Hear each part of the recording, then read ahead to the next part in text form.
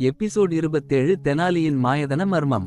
விஜயநகர அரசின் அரண்மனை வழக்கமான பளபளப்புடன் குலுங்கிக் கொண்டிருந்தது. அதற்கு மத்தியிலிருந்து தெனாலி ராமனின் குரல் மக்களிடையே சிரிப்பை பரப்பியது. அரசர் கிருஷ்ணதேவராயர் மிகுந்த மகிழ்ச்சியுடன் தெனாலியை அழைத்து அவரின் புதிர்களுக்கும் உளவுத் திறமைக்கும் பாராட்டு தெரிவித்தார். ஒரு நாள் ராஜாவின் மனம் சற்றும் கவலையுடன் காணப்பட்டது.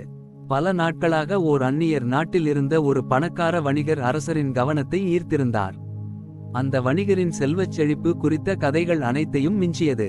அவருடைய செல்வம் எவ்வளவு நியாயமானது என்பதை தெரிந்து கொள்ள அரசர் ஆர்வமாக இருந்தார். தெனாலி, இந்த மாயதன வணிகரின் மர்மத்தை வெட்டி வெளிக்கொணர வேண்டும் என்றார் அரசர். தெனாலியின் திட்டம். தெனாலி ராமன் தனது கூர்மமான புத்தியால் ஒரு திட்டத்தை உருவாக்கினார்.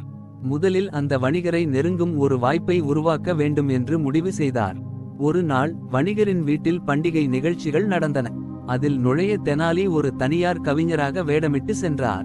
வணிகரின் வீட்டின் பளபளப்பும் தங்கத்தால் மின்னும் சுவர்கள் தெனாலியின் கண்களை மிளிரச் செய்தது.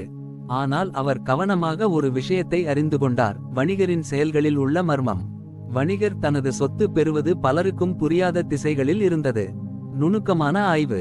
அடுத்த சில நாட்கள் தெனாலி அந்த வணிகரின் நடவடிக்கைகளை கவனித்தார். வணிகர் வெளியே செல்லும் ஒவ்வொரு நேரமும் ஒரு தனிப்பட்ட வழியில்தான் சென்றார். அந்த வழியை தொடர்ந்து தெனாலி ஒரு ரகசிய மானையை கண்டுபிடித்தார். அந்த மானையின் உள் அறைக்குள் செல்வங்களும் ஆவணங்களும் அடங்கியிருந்தன. வணிகர் பல ஏமாற்று வியாபாரங்களால் இந்த செல்வங்களை சேர்த்திருந்தார் என்பது தெளிவாக கண்டது தெனாலி. பதில் அரசருக்கு. அடுத்த நாள் தெனாலி ராமன் அரசரின் முன்னால் நின்று தன் ஆய்வுகளை விளக்கினார். அரசே, இந்த வணிகர் அவ்வளவு நேர்மையானவர் அல்லர். அவரின் செல்வம் பல ஏமாற்று தொழில்களால் வந்தது என்றார் தெனாலி. அதை கேட்ட அரசர் அதிர்ச்சி அடைந்தார். நீ எப்படி இவ்வளவு துல்லியமாக கண்டுபிடித்தாய் என்று கேட்டார்.